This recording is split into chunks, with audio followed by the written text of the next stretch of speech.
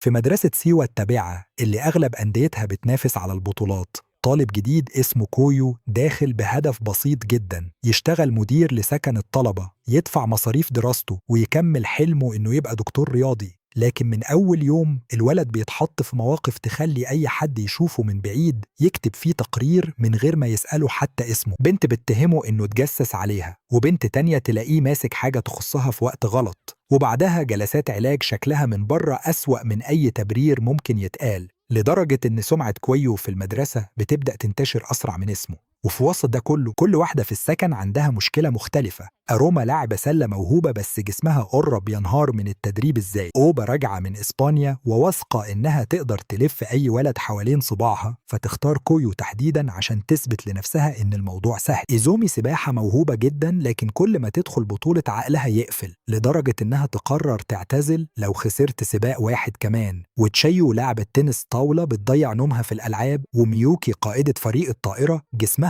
أقوى من الفريق كله، لدرجة إن البنات بيحاولوا يقلدوها وبيستنزفوا نفسهم من غير ما ياخدوا بالهم. المشكلة إن كويو عنده حل لكل واحدة، وحلوله كلها تقريبا بتمر من بوابة واحدة: العلاج اليدوي والمساج. ومن هنا بيبدأ المساج سيء السمعة. لكن قبل كل ده الحكاية بتبدأ من أول يوم وصل فيه كويو للمدينة. كويو جاي من عيلة ظروفها المادية مش أحسن حاجة، وعشان كده لازم يشتغل جنب الدراسة. أبوه كان مرتب له شغل إقامة كاملة في سكن تابع للمدرسة، وده مناسب جدا لأنه هيقلل عليه المصاريف. المدرسة نفسها مش عادية، أندية كتير فيها وصلت لبطولات على مستوى اليابان، وخصوصا فرق البنات اللي فيها لاعبات معروفين من سن صغير. قبل ما يوصل السكن، كويو بيقابل ست وقعت فجأة بسبب ألم حاد في ظهرها. من غير مقدمات كتير يفحصها بسرعة ويضغط على المكان المناسب، والألم يخف بشكل شبه فوري. هي ما تعرفش هو مين، وهو كمان يكمل طريقه وما يديش للموضوع أهمية كبيرة. لكن المقابلة دي هترجع بعدين في وقت ما كانش متوقعه. يوصل كويو للسكن، يلاقي المكان أقدم شوية من اللي كان متخيله، لكن بالنسبة له أهم حاجة إن الشغل موجود. يدخل ينادي على أي حد وما يلاقيش رد، وبعدها تحصل أول كارثة. أروما لاعبة السلة في أولى ثانوي كانت في موقف خاص، وكويو يدخل في توقيت سيء جدا. الموضوع مجرد سوء تفاهم، لكن أروما من أول تانية بتصنفه عندها في خانة الشخص اللي ما يتوثقش فيه. ميوكي طالبة سنة تالتة وقائدة في فريق الطائرة تحاول تهدي أروما وتعرفه بنفسها. كويو يعرف فوراً إن ميوكي اسم معروف وإنها من أقوى لاعبات المدرسة، وبعدها يعرف إن أروما نفسها مش لاعبة عادية. البنت كانت مهيمنة في المرحلة الإعدادية، بطولات و MVP، لكن مؤخراً مستواها واقف ومش عارفة تتقدم. وأثناء التوتر أروما تتعثر على السلم وتشتكي من رجلها. كويو يقرب يفحصها وهي أصلا مش مستحملة وجوده، لكن أول ما يلمس رجليها وطريقة حركتها يلاحظ إن المشكلة أكبر من الواقع. يسألها إذا كانت حست إن جسمها تقيل مؤخرة، فتتردد لأنها فعلا لاحظت ده. كويو يشرح إن أهله شغالين في العلاج اليدوي والمساج، وإنه من صغره شايف تشخيصات وإصابات، وحلمه أصلاً إنه يبقى دكتور رياضي. يفحص حركة الحوض والعضلات المحيطة ويكتشف إن جسم أروما متصلب بسبب الإفراط في التدريب. هي مقتنعة إن الانتقال للتناوي معناه إنها لازم تزود ساعات التدريب عشان تلحق المستوى الجديد، لكن النتيجة إن جسمها مش بيلحق يتعافى. كويو يبدأ يعمل لها تمارين إطالة ويشتغل على حركة المفاصل والعضلات المشدودة. أروما في البداية تقاوم وتتعصب، وبعد شوية تبدأ تلاحظ إن الحركة بتخف فعلا، ولما الجلسة تخلص تحس إن جسمها أخف بوضوح. هي تشكره، لكن تقول إن تقليل التدريب مش خيار. هنا كويو يصحح لها الفكرة، هو مطلبش منها تقلل طموحها، هو طالب إنها تتعامل مع جسمها بذكاء، ويعرض عليها إنه يتولى الجزء ده عشان تقدر تتدرب من غير ما تدمر نفسها. أروما ما تعترفش إنها اقتنعت بالكامل، لكن لأول مرة نبرة رفضها تهدى. بعدها يظهر رئيس مجلس إدارة المدرسة ويجمع سكان السكن. هنا كويو يتعرف على الباقي: ميوكي من فريق الطائرة، أروما من السلة، إيزومي من السباحة، تشيو من تنس الطاولة، وأوبا من كرة القدم، وكل واحدة فيهم تقريبا من مستوى تنافسي عالي. وبعد التعارف رئيس المجلس يكشف السبب الحقيقي اللي خلاه يعرض الشغل على كويو. هو عارف إنه عايز يدخل كلية الطب، ولو كويو قدر يهتم بالحالة الجسدية والنفسية للبنات ويساعدهم يكملوا لحد التخرج بأفضل حالة ممكنة، هيديه فرصة منحة للالتحاق بكلية الطب. يعني وظيفة مدير السكن اتحولت في نفس الليلة من طبخ وتنظيف لمهمة مربوطة بمستقبله كله. ومن أول ما المهمة تبدأ، كويو يفهم إن النجاح هنا مش معناه إنه يكنس كويس ويطبخ في ميعاده. كل بنت عندها برنامج تدريب، إصابات محتملة، ضغط نفسي، وعادات يومية ممكن ترفع مستواها أو تهده. المطبخ بالنسبة له جزء من الشغل لأن الأكل له علاقة بالتعافي، الغسيل والتنظيف جزء من الشغل لأنهم بيوفروا وقت اللاعبات، ومتابعة النوم والإصابات بقت جزء من الاتفاق مع رئيس المجلس. والمفارقة إن البنات نفسهم لسه شايفينه مجرد ولد غريب ظهر فجأة في سكنهم، بينما الإدارة حطت مستقبله الدراسي على قدرته إنه يخلي الخمسة يكملوا من غير ما حد فيهم ينهار. ميوكي هي الوحيدة تقريبا اللي بتعامله من البداية بهدوء، لأنها شايفة نتيجة اللي عمله مع أروما. إيزومي مراقبة أكتر مما بتتكلم، تشيو عايشة بنظامها الخاص، أوبا بتتعامل مع كل حاجة كتحدي، وأروما كل مرة تحاول تثبت إنها مش محتاجاه ثم ترجع تكتشف إن كلامه عن جسمها كان دقيق. التركيبة دي بتخلي أي يوم عادي في السكن قابل يتحول في دقيقتين لمشكلة رياضية أو سوء فهم جديد. اليوم التالي يبدأ طبيعي، أكل، ترتيب، غسيل وتنظيف، لكن طبيعي جوه السكن ده كلمة عمرها قصير. أروما لسه مقتنعة إن كويو شخص مش مضمون، وفي الفطار تبدأ تحكي للباقي عن اللي حصل أول يوم وتصور الموضوع كأنه سجل الاتهامات كامل. ميوكي تحاول توضح إن اللي حصل كان بالصدفة وإن كويو ساعدها فعلا، لكن أروما مصممة تفضل حط عينها عليه. وبعد شوية كويو يلاقي قطعة ملابس خاصة دخلت بالغلط وسط الغسيل اللي مسؤول عنه. قبل ما يعرف يتصرف، أروما تشوفه ماسكها فتبدأ جولة اتهامات جديدة. فتحنا قناة جديدة اسمها فليبرز أنمي برو. القناة دي هتكون امتداد فليبرز أنمي، بس هنركز فيها على ملخصات أقوى وشغل مونتاج أعلى وحلقات معمولة بجودة برو فعلا. ويلا نرجع لقصتنا. هو يوضح إنها دخلت بالغلط، لكن توقيت التوضيح كالعادة متأخر تانية عن المطلوب. وبعدين أثناء التنظيف يدخل أوضة تيشيو ويكتشف إن الأوضة أقرب لمخزن ألعاب وعلب وزجاجات من إنها أوضة بني آدم. يتعثر بسبب الفوضى ويقع في موقف محرج، وباقي البنات يدخلوا على الصوت في اللحظة المثالية تماما لصناعة كارثة. أروما تقرر تعمل محاكمة داخل السكن، تجسس، سرقة ملابس، ودلوقتي اقتحام أوضة تيشيو. كويو واقف متهم في أول أيام شغله، ومستقبله في كلية الطب ممكن يطير قبل ما الدراسة تبدأ. المفاجأة إن أوبا هي اللي تدافع عنه، توضح إن قطعة الملابس كانت دخلت الغسالة بالغلط، وإن أوضة تيشيو فوضوية لدرجة إن أي حد ممكن يقع فيها. الاتهامات تقع واحدة ورا التانية وأروما تضطر تعتذر. كويو يفتكر إن أوبا طلعت أطيب من مشاكلها يوحي، لكنه ما يعرفش إن الدفاع ده كان فاتورة مؤجلة. بالليل أوبا تدخله وتفكره إنها أنقذته من الطرد، وبالتالي هو مديون لها. تقول له من النهاردة لازم يسمع طلباتها داخل حدود شغله، وبعدها تطلب منه يساعدها في تدريب خاص. أوبا راجعة من إسبانيا ولعبت في قطاع ناشئين قوي، وعندها ثقة عالية جدا في نفسها، وهي شايفة إن كويو غريب لأنه لا بيتوتر منها ولا بيتعامل معاها بالطريقة اللي متعودة عليها. فتقرر تختبره، تقرب منه زيادة، تحاول تحرجه وتخليه يفقد هدوء. لكن كويو يتعامل مع كل ده كأنه مش شايف غير جدول الإصابات. هي تقول إن تمرينها كان قوي وإن جسمها محتاج مساج قبل النوم.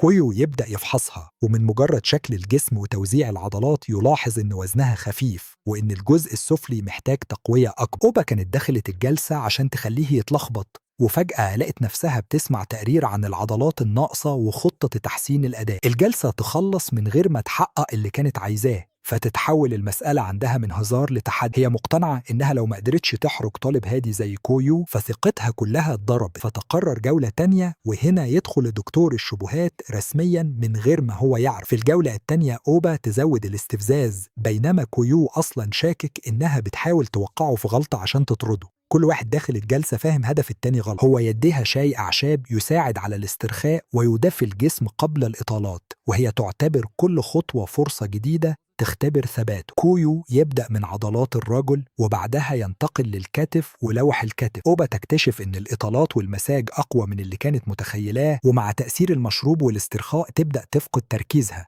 بينما كويو مستمر بنفس الجدية. وفي نص جلسة ديليسيوزو دي إيزومي تسمع أصوات وتدخل تشوف في إيه اللي قدامها. بالنسبة لها مش محتاج تفسير طويل. أوبا في جلسة ليلية، كويو جنبها والأصوات اللي سمعتها قبل ما تدخل مخلين أي شرح طبي شكله متأخر جدا. إيزومي تستأذن بسرعة وتمشي وهي كاتبة ملاحظات لنفسها، وأوبا تدرك إن سمعتها راحت في اتجاه تاني خالص. بعد ما إيزومي تمشي، كويو يواجه أوبا ويقول لها إنه فاهم خطتها، هي كانت عايزة تخليه يتصرف تصرف غلط عشان يبقى عندها سبب تطرده. أوبا تكتشف إنه فهم الخطة غلط أصلا، لكنها بدل ما تصححه بالكامل تسيبه مقتنع بالنص ده لأنه أسهل لها تكمل استفزازه بعدين. وفي النهاية تعتبر إنه نجح في الاختبار وتفرض عليه يفضل يستجيب لطلبات العلاج بتاعتها. تاني يوم إيزومي تبعت لكويو وتطلب منه يجي أوضتها. أول سؤال تسأله له يخليه يفهم حجم الكارثة. هي عايزة تعرف هو من النوع اللي بيعرف يخلي البنات يتعلقوا بيه بسرعة ولا لأ. بالنسبة لها اللي حصل مع أوبا في يوم واحد غير منطقي، وبالتالي لازم كويو عنده تكنيك معين. كويو يحاول يصلح سوء الفهم فيقول لها إن اللي عمله مجرد مساج.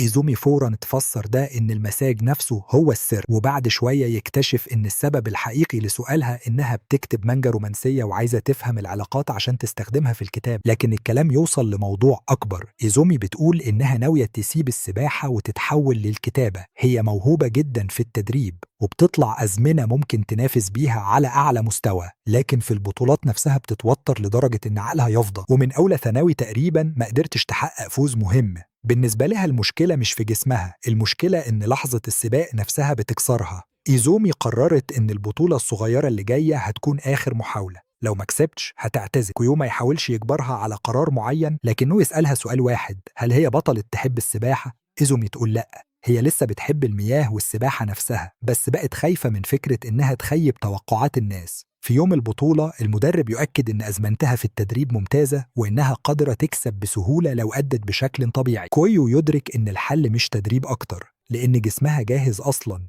اللي محتاج يتفك هو عقلها. قبل السباق يجهز لها جلسة استرخاء، يستخدم زيت لافندر، تدفئة خفيفة وتنشيط نقاط تساعد الجسم يهدى. إيزومي متوترة من الجلسة نفسها بقدر توترها من السباق، لكن كويو يفضل يشرح لها الهدف من كل خطوة. لما الجسم يهدى، الأطراف تدفى والتنفس ينتظم، المخ يبدأ يصدق إن مفيش خطر، وبعدها يوصل لنقطة علاج حساسة في منتصف أعلى الصدر مرتبطة بالاسترخاء والتنفس. إيزومي تتردد، لكنه يوضح إن الهدف منها تهدئة التوتر مش أكتر. هي توافق لأنها خلاص وصلت لمرحلة إما أجرب كل حاجة يا إما أسيب السباحة. الجلسة بالنسبة لها بتبقى اختبار ثقة أكتر من كونها مساج، وأثناءها ذكريات إيزومي ترجع. وهي صغيرة كانت بتسبح عشان بتحب المياه، وبعد أول انتصارات بدأت تسمع كلام من نوع أنت هتكسبي الجاية وأنت ممكن توصلي للعالم. بالتدريج الكلام اللي كان تشجيع اتحول لحمل. كل سباق بقى امتحان لإرضاء الناس، مش لحظة تستمتع فيها بالسباحة. كويو يحاول يرجعها لنقطة البداية، تسبح لنفسها من غير ما تشيل المدرسة والمدرب والجمهور فوق ظهرها. ولما الجلسة تخلص، إيزومي تقول إن رأسها أخف وإنها أخيراً قادرة تدخل السباق من غير الضوضاء المعتاد. لكن قبل ما يطلع، نائبة المدير تمسكه. كانت سمعت أصوات الجلسة من بره وفهمت اللي حصل بأسوأ طريقة ممكنة. كويو يشرح إن دي جلسة لتخفيف التوتر، وهي ترد إنها هتراقبه وإنها مش هتسمح بأي علاقة تعطل الطالبات عن الرياضة. من اللحظة دي كويو بقى تحت عين الإدارة. إيزومي تدخل السباق وتكسب، مش بس كده، تطلع زمن شخصي جديد. بعد فترة طويلة من الخسارات في البطولات، أول فوز يجي في اللحظة اللي كانت مقررة بعدها تعتزل، والبنت اللي كانت شايفة إن شخصيتها مش مناسبة للمنافسة تبدأ ترجع للسباحة بثقة مختلفة. وفوز إيزومي يغير كمان طريقة باقي البنات في النظر لكويو. قبلها كانت أروما هي الدليل الوحيد إنه فاهم فعلا في الجسم، لكن أروما مشكلتها كانت عضلية وواضحة. إيزومي مختلفة، جسمها أصلا جاهز، والأزمة في الضغط اللي بتحطه على نفسها. لما كويو يقدر يساعدها تدخل سباق من غير ما تتجمد، يبقى المهمة اللي اداها له رئيس المجلس بدأت تدخل في الجزء الأصعب فعلا، الحالة النفسية مش بس العضلات. إيزومي نفسها تبقى أكتر تمسكا إن تفاصيل الطريقة تفضل بينها وبينه، مش لأنها شايفة إن فيها سر خارق، لكن لأنها عارفة شكل الموقف لو اتحكى ناقص. وده تحديداً اللي يخلي البنات يزنوا عليها أكتر في الاحتفال. كل واحدة عايزة تعرف إيه اللي عمله إيه، وهي كل مرة تقفل الكلام. النتيجة إن كويو بدل ما يطلع من القصة كطالب ساعد سباحة تتغلب على رهبة المنافسة، يطلع منها بلقب غير رسمي جديد في السكن، صاحب الجلسات اللي محدش عايز يشرحها كامل. السكن يعمل احتفال بفوز وكويو يطبخ لهم، وسط الأكل البنات يسألوها عملت إيه عشان تتغلب على التوتر، وإيزومي ترفض تقول تفاصيل الجلسة. كل ما السؤال يتكرر تمسك في كلمة سر، وده يخلي الغموض حوالين كويو يزيد بدل ما يقل. وفي نفس الليلة الدور يجي على تشيو. هي لاعبة تنس طاولة موهوب، لكن عندها مشكلة تبدو تافهة لحد ما تأثر على التدريب. بتسهر كل ليلة على لعبة عشان مش قادرة تكسب خصم معين. بتفضل تعيد وتعيد لحد نص الليل وبعده، وتاني يوم تصحى بعينين مجهدة وتبدأ تفوت تمرينات. كويو يدخل أوضتها ويقول لها بدل ما يمنعها من اللعب هيخليها تلعب وهي في أفضل حالة عشان تكسب بسرعة وتنام. يشخص إن إجهاد العين مرتبط كمان بشد في الرقبة والكتف، ويقول إن في منطقة تحت الإبط وحول لوح الكتف لازم تتفك عشان تقلل الشد. تشيو توافق، لكن أول ما يبدأ الضغط تكتشف إن المساج سيء السمعة المرة دي مش مريح أصلا. الألم شديد لأنها متيبسة جدا، وكويو يوضح إنه مش بيستخدم قوة كبيرة، لكن المنطقة نفسها متحجرة بسبب الإجهاد. هي تحاول توقف أكتر من مرة وهو يديها الاختيار، لكنها في كل مرة تفتكر إنها عايزة تخلص من دوامة اللعبة وترجع للتمرين، فتقرر تكمل. الغريب إن كويو يلاحظ تفاصيل محدش كان مركز فيها. أوضتها مليانة زجاجات لكن كلها مياه أو شاي، مفيش مشروبات سكرية تقريبا. جسمها نفسه رغم شكلها الهادئ واضح إنه متدرب. يعني تشيو مش مهملة في الرياضة، هي بالعكس عنيدة جدا، ومشكلتها إن نفس العناد اللي خلاها لعبة كويسة خلاها مش قادرة تقبل الهزيمة حتى في لعبة. بعد جلسة مؤلمة الشد يختفي تقريبا، وتشيو تحس برقبتها أخف. كويو يمدح إرادتها ويقول إنها أقوى مما كان متوقع. الجملة بالنسبة له مجرد ملاحظة، لكنها بالنسبة لتشيو تدخل في مكان مختلف. بعد ما كان كلامها طول الوقت إنها خبيرة علاقات وإن أوبا وإيزومي هما اللي ممكن يتعلقوا بكويو، فجأة هي نفسها تبدأ تتوتر منه. وبكده السكن اللي كان أول يوم فيه كل واحدة عايزة تطرده بقى فيه واحدة بتتحداه، واحدة شايفة إن جلساته أنقذت مسيرتها، وواحدة بدأت تتعامل مع كلامه بشكل شخصي، وأروما لسه بتحاول تقنع نفسها إنها فقط بتستفيد منه رياضيا. تبدأ الدراسة رسميا، وكويو يكتشف إن أروما وأوبا معاه في نفس الفصل. قبل ما يلحق يستقر، طالبة سنة تالتة اسمها مويكو زميلة ميوكي في فريق الطائرة تطلب منه يرافق الفريق في معسكر نهاية الأسبوع. هي سمعت عن خبرته في العناية بالجسم، وعندهم مشكلة محتاجين حد يلاحظها من بره. في المعسكر الصورة توضح بسرعة: فريق الطائرة من أقوى فرق المدرسة، وميوكي قائدة عندها طاقة ولياقة استثنائية. لما تبدأ الإحماء باقي الفريق يتحمس ويمشي على سرعتها. المشكلة إن جسم ميوكي مش معيار طبيعي، هي لعبة بمستوى بدني عالي جدا، واللاعبات التانيين بيحاولوا يلحقوها كأنهم كلهم بنفس القدر. مويكو تشرح لكويو إن السنة اللي فاتت الفريق خرج من المعسكر منهك، ودي الحماس أعلى لأنهم عايزين بطولة اليابان. لو كملوا بنفس الطريقة الإصابات مسألة وقت. المطلوب من كويو إنه يتابع حوالي 30 لعبة، وأي حد يبدأ يحس بشد أو ألم يتدخل قبل ما تتحول المشكلة لإصابة. من أول يوم الطلبات تنزل عليه واحدة ورا التانية: راجل شدت، كتف متيبس، ظهر فيه ألم. في نهاية اليوم يكون تعامل مع عدد كبير،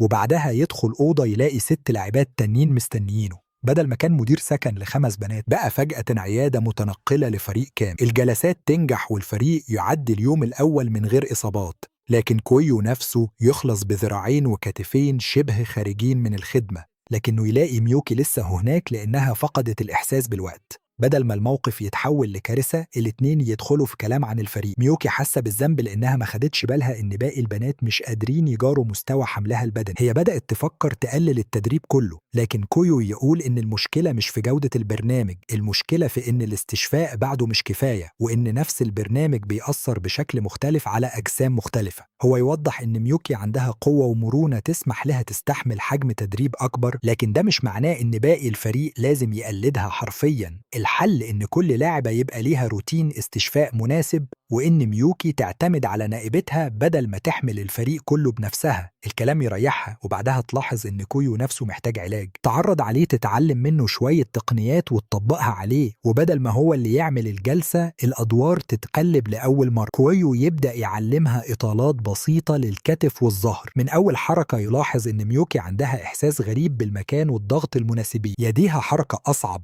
تنفذها بدقة. بعدها يعلمها نقاط حول لوح الكتف، وتبدأ هي من نفسها تعدل الضغط وتتحرك للعضلات المجاورة وكأنها فاهمة الجسم بالإحساس. كويو بدل ما يعتبرها مجرد متدربة يبدأ يشوف إن عندها موهبة حقيقية في العلاج اليدوي. وبالنسبة لميوكي دي أول مرة تشوف الاستشفاء كجزء من القيادة نفسها مش كشيء يحصل بعد ما التدريب يخلص وخلاص. وده يغير خطة الفريق في اليوم التالي. قبل ما يرجع السكن توصله مكالمة من أروما وقعت من العجلة واتصابت. يرجع يلاقي أروما عندها التواء في الكاحل والطبيب قال راحة تامة حوالي أسبوعين.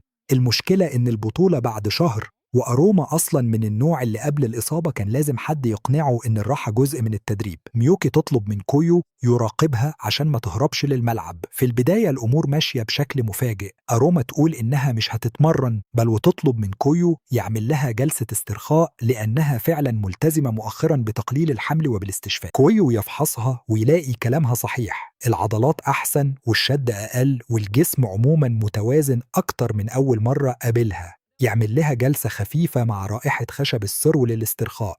أروما تهدى لدرجة إن كويو يطمئن تماما إنها أخيرا فهمت فكرة الراحة. يطلع دقايق يرتب المكان ويرجع يكتشف إنها اختفت. أول حاجة تخطر في باله إنها راحت تتمرن، يجري على المدرسة، لكن مدربة السلة تقول إنها مش هناك. أثناء الكلام تكشف له معلومة أروما ما قالتهاش. قبل الإصابة بيوم واحد تم اختيارها أساسية في البطولة الجاية، وهي الوحيدة تقريبا من سنة أولى اللي دخلت التشكيل. مؤخرا مستواها كان بيتحسن بسرعة والكل لاحظ إن تنظيم التدريب والاستشفاء فرق معاها. هنا كويو يفهم إن الهروب مش سببه إنها مهووس التدريب وبس. أروما أخيراً حصلت على الفرصة اللي كانت مستنياها، وبعدها مباشرة أصابت نفسها في حادث بعيد عن الملعب. الإحساس إنها هتخسر مكانها قبل ما تثبت نفسها هو اللي كان بيضغط عليها. يدور عليها لحد ما يلاقيها عند مكان كانت بتتمرن فيه قبل كده. هي تؤكد إنها ما كانتش بتتمرن، كانت محتاجة تخرج وتفكر، وتقول له إنها قبل ما تعرفه كانت مقتنعة إن الحل الوحيد لأي ضعف هو تدريب أكتر.